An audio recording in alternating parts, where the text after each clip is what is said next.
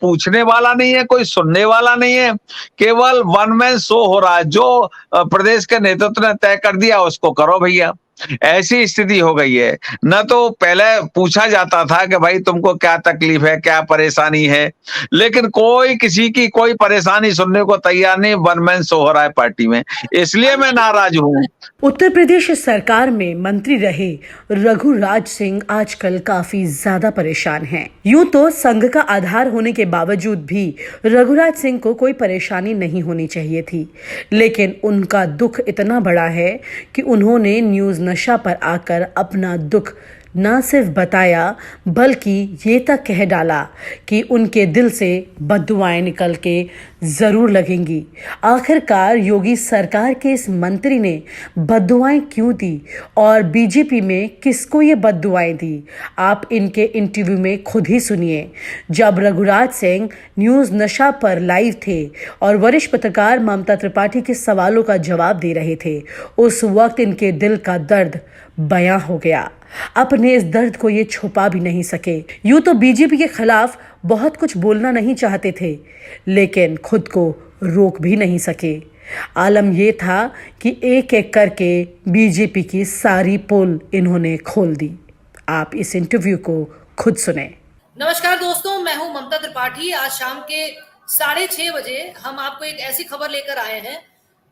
उत्तर प्रदेश में चुनावी माहौल है, सियासी पारा बिल्कुल हाई है। हालांकि ठंड बहुत ज्यादा पड़ रही है, इस वक्त कड़ाके की ठंड पड़ रही है और हम लोग हमेशा कहते थे कि खिचड़ी के बाद ठंड कम हो जाएगी, लेकिन इस बार कोरोना के साथ साथ मौसम भी अपनी कह लीजिए कि मार हम लोग पे गिराए हुए है। आज हमारे साथ योगी सरकार के एक मंत्री हैं रघुराज सिंह जी, अलीगढ़ से आते हैं और इनका साथ भाजपा के साथ उत्तर प्रदेश में तकरीबन 2 दशक से ज्यादा का है। लेकिन इस बार वो भी जिस तरीके से टिकट डिस्ट्रीब्यूशन हुआ है और भाजपा जिस तरह की कह लीजिए 4 दशक हो गए ममता जी, 4 दशक हो गए मुझको। 4 दशक हो गए आपको। तो पहले आप राजनीति में थे, उसके बाद जी जी जी जी जी जी तो आप मेन स्ट्रीम में आए हैं, उसमें तकरीबन 2 दशक हो चुका है आपको। और आप उन नेताओं में शामिल हैं जिन्होंने जमीन पर इस पार्टी के लिए लड़ाई की है, लेकिन आज की जो भाजपा है उससे थोड़ी सी इनको नाराजगी है। तो आइए उन्हीं से पूछते हैं रघुराज जी से कि आखिर क्या नाराजगी है जो कल उनके मुंह से जो बातें निकली, जैसा उन्होंने सबके सामने बताया कि उनकी नाराजगी की वजह क्या है, क्यों वो नाराज है दुनिया की सबसे बड़ी पार्टी से। देखिए, नाराजगी इतनी है कि बाहर से आए हुए व्यक्ति को एमएलसी बना दो, फिर सीधे उसको टिकट भी दे दो। अब मुझे लगभग 36 साल सीधे सीधे राजनीति में हो गए, 37 साल सीधे सीधे राजनीति में, क्योंकि मैंने 84 में संघ परिवार में ज्वाइन किया, ओटीसी करी, प्रथम से संघ शिक्षा वर्ग किया। उसके बाद मैंने कभी मुड़ के नहीं देखा और मैंने जब 2 सांसद होते थे तब से पार्टी का काम प्रारंभ किया। और 2017 में मुझसे कह दिया गया था कि आपको एमएलसी बना देंगे और आपका समायोजन सरकार में कर देंगे, लेकिन मुझे चेयरमैन कम राज्य मंत्री का दर्जा देके और खत्म कर दिया। और इस बार फिर कोई, पहले लोकदल से आए थे, अब इस बार बसपा से आए, उनको दे दिया। तो मैं इस बार सर्वे में टॉप था। कई बार मुझसे कहा गया कि आप चिंता मत करिए, आपके विषय में विचार करेंगे और समायोजन अच्छा होगा। लेकिन समायोजन क्या किया, मुझे चेयरमैन कम राज्य मंत्री कह के और खत्म कर दिया, किसी ने कोई पूछा ही नहीं। और आदरणीय रामलाल जी ने कहा था कि राष्ट्रीय महासचिव थे, उन्होंने कहा आप चिंता मत करो, राजनीति में कभी कभी ऐसी परिस्थिति होती है, लोकदल तोड़ा है तो इसलिए आपका एडजस्टमेंट हो जाएगा। लेकिन इस बार भी ऐसी स्थिति, हमारा माहौल बहुत बढ़िया है, भारतीय जनता पार्टी का माहौल बहुत बढ़िया है उत्तर प्रदेश में, उसके बावजूद अपने कार्यकर्ताओं को न देना और बाहर से कोई बेईमान आदमी आके बीजेपी में एंटर हो जाए और उसको आप एकदम कहोगे कि बहुत बढ़िया आदमी है। और पहले 5 साल कार्यकर्ताओं को लोकदल से जो आए विधायक जी, उन्होंने बहुत मारा पीटा, जेल भेजा। पूरे जिले के अलीगढ़ जनपद के कार्यकर्ताओं का मेरे पास ही आना होता है, क्योंकि मुझे आदरणीय कल्याण सिंह जी जब पार्टी से निकाल दिए गए थे तो मुझे 6 साल जिलाध्यक्ष बना के रखा। मैं 18 साल संगठन मंत्री रहा हूं, प्रदेश महामंत्री, प्रदेश उपाध्यक्ष, इन बड़े पदों पर रहने के बाद और करीब विभिन्न जनपदों का जिला प्रभारी रहने के पश्चात, उसके बावजूद भी मेरे साथ, अब देखिए 2019 में फिरोजाबाद की सीट का मुझे प्रभारी मंत्री बनाया था। डमी कैंडिडेट था, लेकिन मैंने उसको जितवाया, दिन रात एक किया।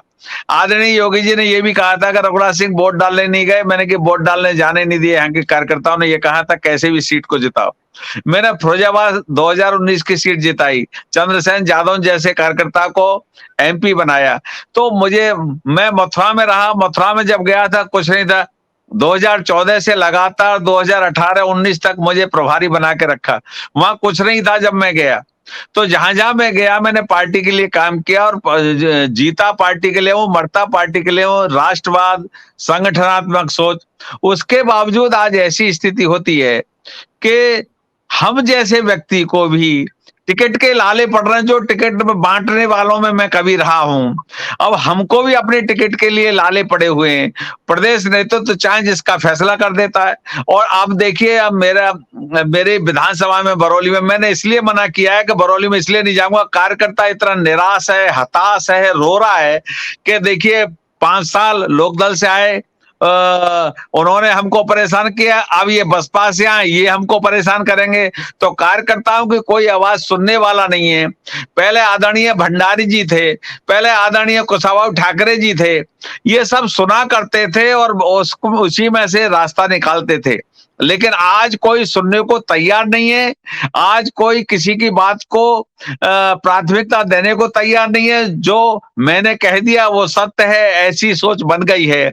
इसलिए भारतीय जनता पार्टी में 2002 के बाद लोगों को आना बंद हो गया था, और 15 साल भारतीय जनता पार्टी का अलीगढ़ जनपद में कोई झंडा उठाने वाला नहीं था। मुझे 6 साल जिलाध्यक्ष रखा भारतीय जनता पार्टी ने, और उसके बाद भी मैंने स्वीकारा। आदरणीय वेंकैया नायडू जी हमारे राष्ट्रीय अध्यक्ष थे, मुझे 3 दिन बुला के समझाया कि रघुराज सिंह कोई पद छोटा नहीं होता, सब पद बराबर हैं, और जिस व्यक्ति को जिस पद लायक समझा जाता है।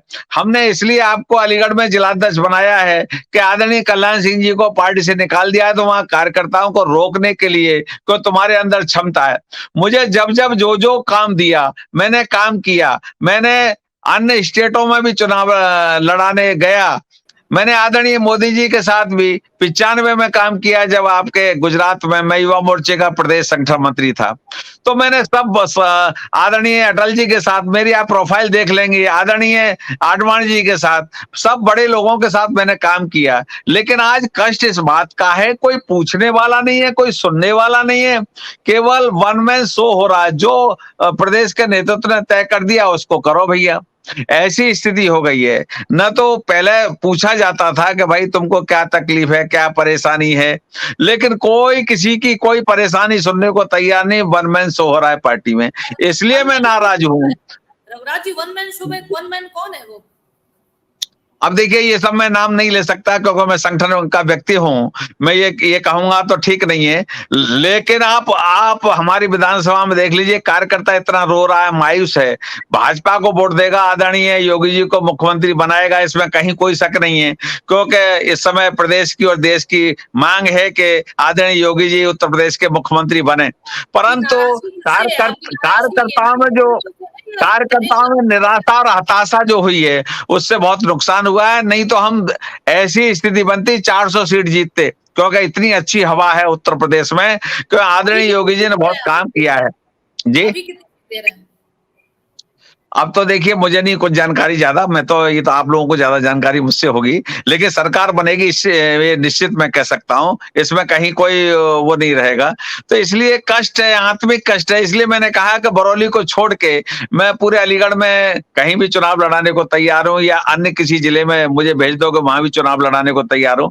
लेकिन बरौली, क्योंकि बरौली में मैं जिस कार्यकर्ता से वोट मांगता हूं वो रोता है। गई बार भी जब लोकदल से आए थे तो वो हार रहे थे, तो उस स्थिति में मुझे बुलाएगा। आदरणीय राजनाथ जी ने कहा, मैं मथुरा का प्रभारी था, उन्होंने कि आपको 4 दिन बरौली में देना है। मेरे गांव में प्रत्याशी को घुसने नहीं दे रहे थे, मैंने अपने गांव में वोट डलवाया, जितवाया। लेकिन यही मेरा काम नहीं है कि बाहर से आए हुए व्यक्ति को मैं ढोऊं, ये मेरे बस की नहीं है। क्योंकि मैं सिंह साहब किसकी बात कर रहे हैं आप रघुराज जी? 2017 में। अभी आपकी जगह पे किसको टिकट दिया गया जिसको आप बाहरी बोल रहे हैं? बाहरी हैं, वो आप देख लो, मैं नाम किसी का नहीं लेना चाहता, बाहरी हैं, ये आप देख लेंगे, बसपा से आए हैं, आप बसपा से जगदीश आए हैं, सिंह वो हमारे जगदीश सिंह की हमारे बात यहाँ कर आके 3 महीने जगदीश की एमएलसी 3 महीने की एमएलसी छोड़ी और 6 साल की एमएलसी प्राप्त कर ली। कितने अकलमंद प्रॉपर्टी डीलर हैं। 3 महीने की एमएलसी छोड़ के 6 साल की एमएलसी ले ली। अभी 3 साल एमएलसी बाकी है। अब एमएलए ले ली उन्होंने। यानी सब कुछ हमारी पार्टी में उनको प्राप्त होगा और हम जैसे कार्यकर्ता दुखी रहेंगे और हीन भावना से ग्रस्त रहेंगे। इसलिए कष्ट है, मुझे आत्मिक कष्ट है। और किसी बड़े आदमी ने आज अभी ये नहीं पूछा, रघुराज सिंह कोई बात नहीं है, मतलब ऐसी बड़ी सोच विडंबना है, ऐसा कभी होता नहीं था जो अब हो रहा है हमारी पार्टी में। सिंह साहब, लक्ष्मीकांत वाजपेयी जी के साथ भी तो यही हुआ था, उन्होंने ये जितवाया तो लक्ष्मीकांत वाजपेयी, देखिए मैंने लक्ष्मीकांत वाजपेयी जी के लिए भी ऊपर कहा मैंने कि जो लक्ष्मीकांत वाजपेयी जी के साथ जो हो रहा वो ठीक नहीं है, क्योंकि लक्ष्मीकांत वाजपेयी जी ने बहुत मेहनत की और देखिए 2014 में हमारी केंद्र की सरकार बनी, उनके साथ भी वो ठीक नहीं हुआ। और मैं इससे सहमत नहीं हूं कि ऐसे हम बाहर के लोगों को तो बुला के उनको भगवान बना देते हैं, घर के आदमी को हम बाहर निकाल के दूध में से मक्खी फेंक देते हैं। इससे मैं सहमत नहीं हूं, बिल्कुल सहमत नहीं हूं। तो आपने अपने बड़े नेताओं से इसके बारे में चर्चा की, उनसे अपनी शिकायत आपने दर्ज कराई? मुझे जहाँ कहना था एक बार मैंने कह दिया, लेकिन किसी ने कोई जवाब मुझे दिया नहीं है, तो इसलिए मैं अपने बरौली छोड़ के काम कर रहा हूँ और पार्टी के हित में काम करूंगा, क्योंकि मैं संघ का स्वयंसेवक रहा हूं, संघ का प्रचारक रहा हूं, इस नाते मैं दूसरे दल में जा नहीं सकता। मेरे पास दोनों दलों की, बसपा की और सपा की ऑफर भी आई मेरे पास, लेकिन मैं पार्टी छोड़ नहीं सकता हूं ममता जी, मेरी मजबूरी है, क्योंकि तेरी गलियों में जीना, तेरी गलियों में मरना, जाऊं तो जाऊं कहां बताए ये दिल। मेरी मजबूरी का ये लोग फायदा उठा रहे हैं, जो प्रदेश के लोग जो भी उठा रहे हैं, लेकिन ईश्वर के यहाँ देरी है, अंधेरी नहीं है। मैं इस बात को कहूंगा, जिसने मेरे साथ अन्याय किया है उसका भी बुरा होता है, ईश्वर करता है, मैं नहीं करता। तो ये दल ये मेरा सोच है। इस चुनावी मौसम में जो दल बदलुओं की जो बिल्कुल कह लीजिए कि बल्ले बल्ले हो रही है, तो उसमें आप जैसे जमीनी नेता परेशान है? परेशान हैं, इसलिए परेशान है क्योंकि वो वहां भी वो बड़े पद पर रह के, क्योंकि वहां से वो अपना जैसा उन्होंने किया है बसपा में, तो आप देख रहे हैं लूटमार आंदोलन था, तो अब वो वहां भी कैबिनेट वगैरह रह ली है और यहाँ भी आगे चाहते हैं कैबिनेट। मैंने देखिए स्वामी प्रसाद जी के लिए 2 महीने पहले कह दिया था स्वामी प्रसाद जी जाने वाले हैं, लेकिन कोई मानने को तैयार नहीं था हमारे यहाँ भी।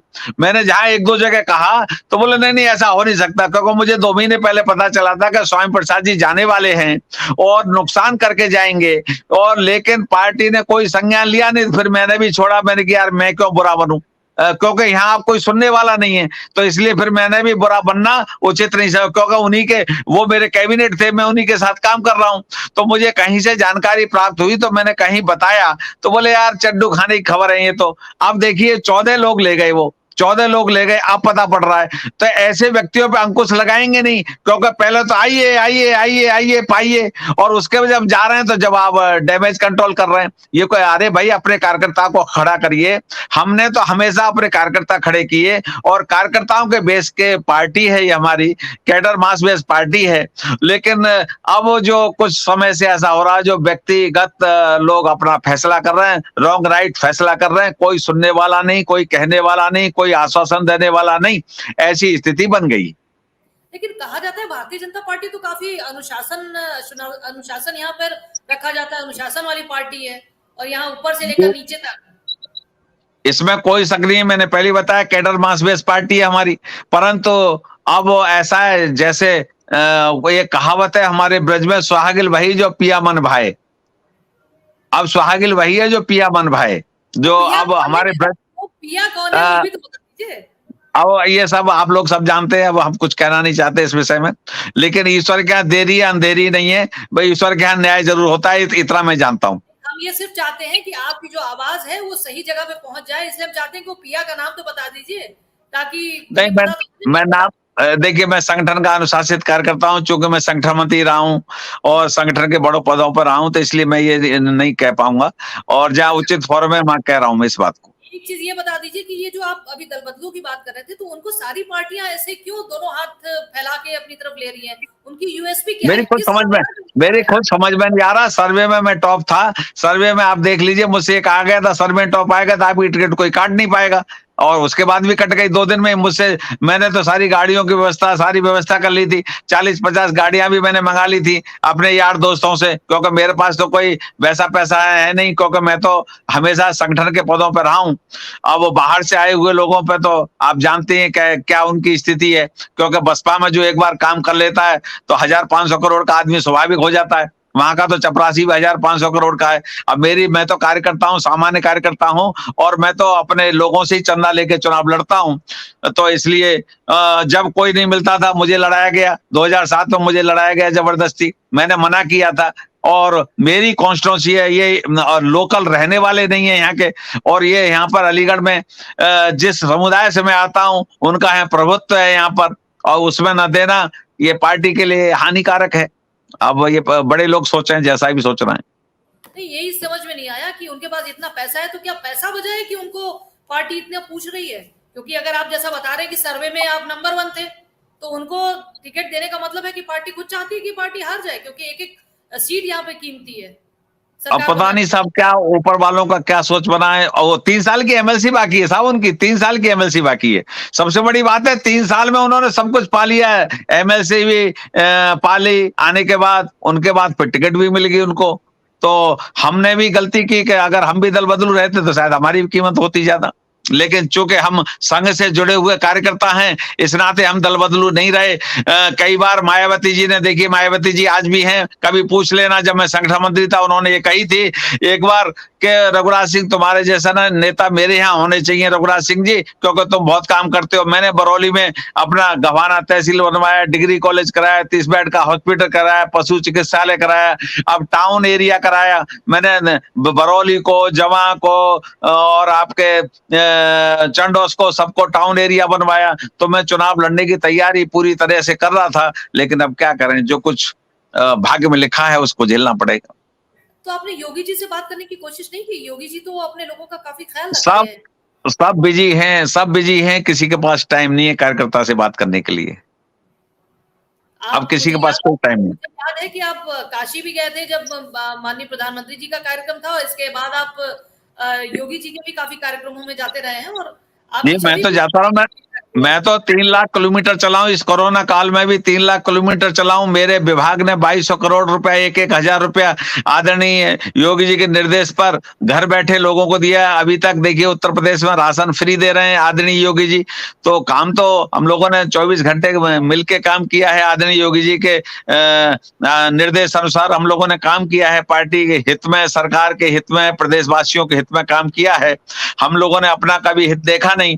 और आदरणीय योगी तो कोरोना में भी दौड़े हैं, तो ऐसी स्थिति में हम लोगों ने काम किया है, उसी का परिणाम है आज भारी बहुमत से सरकार बनेगी निश्चित, इसमें कहीं कोई दो राय नहीं है। ऐसी स्थिति है सरकार की।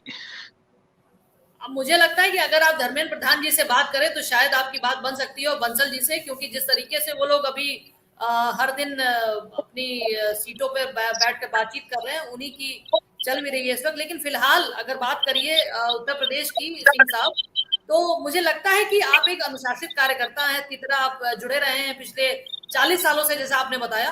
तो आपको अपनी बात को रखना चाहिए, अपने दुख दर्द को आपको अपनी पार्टी को बताना चाहिए। समाजवादी पार्टी में आपने बात करने की कोशिश नहीं की, या फिर वहां से कोई ऑफर नहीं आया?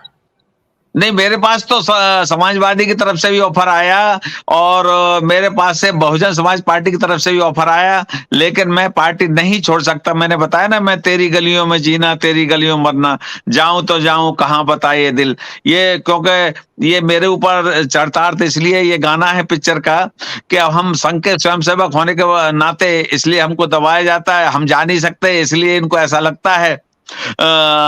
इसलिए फैसला बाहर से आए हुए व्यक्ति के लिए डबल फैसला 3 साल में ही कर दिया है। ये हमारे साथ एक इसको माइनस पॉइंट मान सकते हैं। बात कर रहे हैं जयवीर सिंह, इनका यहाँ पर नोएडा में एक यूनिवर्सिटी भी है, और ये बसपा सरकार में भी काफी अच्छे पद पे रहे हैं, ये मंत्री रहे। इनकी पत्नी भी राजनीति में रही थी, जहां तक मेरी याददाश्त अगर सही है तो। जी जी, और बिल्कुल सही। आप उन्हीं के बारे में बोल रहे हैं, और जैसा आप बता रहे हैं सिंह साहब कि एक अनुशासित कार्यकर्ता होने के नाते पिछले 5 सालों से अपनी सीट पे लगे हुए थे, उन्होंने पूरी मेहनत भी की ताकि इस आशा के साथ कि उनको टिकट मिलेगा। लेकिन फिलहाल उनकी जो नाराजगी है अपनी पार्टी से, कि उन्होंने सर्वे के बाद भी उनको तरजीह ना दी, एक बाहर से आयातित व्यक्ति को वहां पर टिकट दे दिया गया और इससे नाराज होकर रघुराज जी का ये कहना है कि वो बरौली सीट पे सिर्फ चुनाव प्रचार नहीं करेंगे, वो अनुशासित कार्यकर्ता हैं, इसलिए वो पार्टी छोड़कर नहीं जा सकते हैं, क्योंकि वो पार्टी उनकी माँ की तरह है। उस पार्टी के साथ वो कह लीजिए उन्होंने अपने जीवन का पूरा हिस्सा उसको दिया हुआ है, लेकिन तब भी नाराजगी है और उस नाराजगी को कहीं ना कहीं तो वो जाहिर करेंगे ही, लेकिन पार्टी के अनुशासित कार्यकर्ता होकर पूरे प्रदेश में काम करेंगे सिवाय बरौली सीट के। इसके अलावा सिंह साहब, अगर आप कुछ कहना चाहें, आप हमारे इस प्लेटफॉर्म के जरिए बता सकते हैं, आप अपने बड़े शीर्ष नेताओं तक अपनी बात अगर पहुंचाना चाहें, क्योंकि जिस तरीके से अभी भाजपा के विधायकों के खिलाफ माहौल बनाया, आप देख रहे होंगे कि जगह जगह उनके खिलाफ लोग जो है उनको घुसने नहीं दे रहे हैं, किसान आंदोलन का असर अभी भी बना हुआ है। तो ऐसे में आप जैसे एक अनुशासित जमीन से जुड़े कार्यकर्ता की अनदेखी भारी पड़ सकती है पार्टी को। देखिए, मैं तो एक छोटा सा कार्यकर्ता हूं, इसलिए मैं तो पार्टी का हमेशा हित चिंतक रहा हूं। और मैंने कभी अपने जीवन में, देखिए 2017 में भी जब मेरी टिकट काट के उनको दी गई थी, लोकदल से आए थे, तब भी मुझसे जब वायदा किया कि आपको एमएलसी बना देंगे और आपको सरकार में समायोजन कर देंगे, मंत्री बना देंगे, तो मैंने कि ठीक है, जैसा आपका आदेश है मैं काम करूंगा। मैंने काम किया, मथुरा से आके रात को बरौली में काम करता था, तब वो जीते थे। अब वो परिस्थिति, उसके बाद 5 साल मैंने लगातार काम किया, क्योंकि वो वृद्ध हो गए, 80 साल के हो गए दलबीर सिंह जी, तो उनकी टिकट कटनी थी, तो मैंने इसलिए लगातार 5 वर्ष काम किया। लेकिन उन्होंने हमारे कार्यकर्ताओं को बड़ा उत्पीड़न किया, कम से कम नहीं तो 2 डजन कार्यकर्ता हमारे जेल भी भेजे। तो मैंने ऊपर बताया भी था, जब ऊपर बताया तो लोग कहते थे चिंता मत करो, वक्त आने पे ये कट जाएंगे, क्योंकि ये अभी 79 ईयर्स ओल्ड हो गए, तो उनको ऐसी स्थिति में उनकी टिकट कटनी थी। तो इसलिए मुझसे वायदा था कि भाई आप ही लड़ेंगे। लेकिन अब 2 दिन में, 4 दिन में ही लोग जब ऐसा निर्णय लेंगे, तो अब मैं क्या कर सकता हूँ, क्या कहूँ, मेरी कुछ समझ में नहीं आता है। मैं तो आदरणीय अमित शाह जी से भेंट करना चाहता हूँ। आदरणीय अमित शाह जी मुझे समय दे दें तो मैं 5 मिनट उनसे अपना दुखड़ा कहना चाहता हूं, क्योंकि आदरणीय अमित शाह जी पावरफुल हैं, बाकी सब तो कोई फैसला कर देगा तो वो कभी मान्य नहीं होता। आदरणीय अमित शाह जी अपने वचन पे कायम रहते हैं। तो मैं तो यही आपके माध्यम से ये कहूंगा कि आदरणीय अमित शाह जी मुझे 5 मिनट बुला के सुन लें, तो मैं अपनी व्यथा और कथा उनको सारी बता दूं, उनको सारी जानकारी है इस विषय में। तो मैं इतना, मेरा निवेदन आपके माध्यम से है कि आदरणीय अमित शाह जी से मैं वार्ता करना चाहता हूँ। सिंह साहब, आपने हमारे माध्यम से जो बात कही है, जरूर अमित शाह जी आपको वक्त भी देंगे, लेकिन आपने जैसे अभी एक शेर सुनाया था, तो उसी पे मैं शेर के साथ ही इस कार्यक्रम को खत्म करूंगी कि आप रघुराज जी की तरफ से इनकी पार्टी के शीर्ष नेताओं के लिए एक शेर है कि सितमगर तुझसे उम्मीदें वफा होगी जिसे होगी, हमें तो देखना ये है कि तू जालिम कहां तक है। कि हम तो यहाँ पे एक अनुशासित कार्यकर्ता के तौर पर पार्टी के साथ जुड़े रहेंगे, लेकिन इस उम्मीद के साथ कि कभी ना कभी तो वो दिन आएगा जब आपको भी ये रियलाइज होगा कि एक कार्यकर्ता से ही एक पार्टी होती है, ना कि बाहर से आयातित जो दूसरे दलों के नेता हैं उनसे होती है। सिंह साहब, हमसे जुड़ने के लिए थैंक यू वेरी मच। बहुत बहुत धन्यवाद ममता जी, आपने मेरी वार्ता सुनी, मेरी और आपसे पुराने संबंध होने के नाते मैंने कह भी दिया, नहीं तो मुझे कहने में संकोच भी हो रहा था। लेकिन आपका भी बहुत बहुत धन्यवाद। मैं केवल आपके माध्यम से इतना ही निवेदन करूंगा, केवल माननीय आदरणीय अमित शाह जी से वार्ता हो जाए मेरी, तो मैं क्योंकि उनसे ही मैं अपनी बात कह सकता हूँ। बाकी कोई कई बार वायदे किए, मुझे 2003 में माननीय कल्याण सिंह के बरखिलाफ चुनाव लड़ा है, कोई लड़ने को तैयार नहीं था। मुझसे कहा गया था आपको राज्यसभा दे देंगे। उस समय विनय कटियार प्रदेश अध्यक्ष थे, नागेंद्र जी प्रदेश महामंत्री संगठन थे, उन्होंने वायदा किया था। लेकिन वायदे सब झूठे होते हैं, तो कोई पावरफुल व्यक्ति वायदा करे तो ही ठीक है, क्योंकि आप उनसे कहें बाद वालों से तो वो कहते हैं भाई उन्होंने वायदा किया था, हमने नहीं किया। इसलिए मैंने आपके माध्यम से निवेदन किया है कि आदरणीय अमित शाह जी वायदा करेंगे तो वो पूरा कर देते हैं, ये मैंने उनके अंदर देखा है। तो मैं उन्हीं से वार्ता करूंगा और किसी से वार्ता करने के इच्छुक नहीं। धन्यवाद। रघुराज जी, राजनीति में इतनी साफगोई भी अच्छी नहीं है। हाँ, बात ठीक कह रही हैं, मैं सहमत हूँ आपकी बात से। लेकिन अब क्योंकि नीचे मुझे कई बार वायदे किए कि आपको राज्यसभा दे देंगे, आपको एमएलसी दे देंगे। अब वायदे करते करते हमारा भी दिल दुखता है ना, ये लगता है कि यार ऐसे वायदे हम जैसे व्यक्ति से भी किए जा रहे हैं, तो कष्ट होता है, आत्मा दुखती है। तो मैं तो फिर ईश्वर के ऊपर डाल देता हूँ, भगवान जो जैसा करेगा वो वैसा भरेगा जरूर, मैंने ये देखा है। क्योंकि मेरे जैसे व्यक्ति के साथ अन्याय होता है तो फिर वो भगवान ही उसका परिणाम देता है। मैं तो भगवान के ऊपर छोड़ देता हूँ। जी, नहीं बिल्कुल आपकी बात सुनी जाएगी। हम भी ये कोशिश करेंगे कि आपकी बात सही जिस जगह पहुंचनी चाहिए वहां तक आपकी बात पहुंचे और आपके मन की जो तकलीफ है वो वहां तक पहुंच जी पाए। जी थैंक जी यू रघुराज। जी, नमस्कार नमस्कार नमस्कार ममता जी।